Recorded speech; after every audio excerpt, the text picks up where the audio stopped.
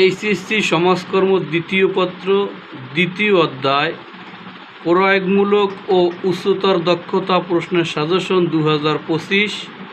প্রয়োগমূলক গ, চিকিৎসা সমাজকর্মের ধারণা দাও। নম্বর 2, ক্লিনিক্যাল সমাজকর্মের ধারণা ব্যাখ্যা করো।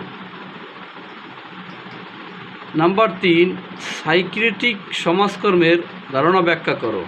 নাম্বার 4, বিদ্যালয় সমাজকর্মের ধারণা ব্যাখ্যা করো। নাম্বার 5, শিল্প সমাজকর্মের ধারণা দাও।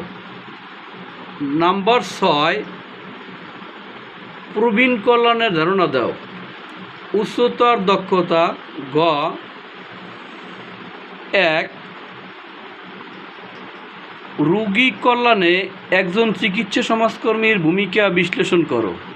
2, বাংলাদেশে বিদ্যমান বহুমুখী সমস্যা সমাধানে ক্লিনিক্যাল সমাজকর্মের ফলপ্রসূতা আলোচনা করো।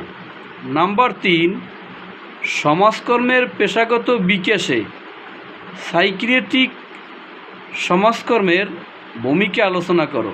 নাম্বার 4, বিদ্যালয় সমাজকর্মের তাৎপর্য বিশ্লেষণ করো। নাম্বার 5, বাংলাদেশের প্রেক্ষিতে বিদ্যালয় সমাজকর্মের ফলপ্রসূতা বিশ্লেষণ করো। নাম্বার 6, মালিক শ্রমিক দ্বন্দ্ব নিরসনে একজন শিল্প সমাজকর্মীর ভূমিকা বিশ্লেষণ করো। নাম্বার 7, শিল্প শ্রমিকদের সমস্যা সমাধানে শিল্প সমাজকর্মের গুরুত্ব আলোচনা করো।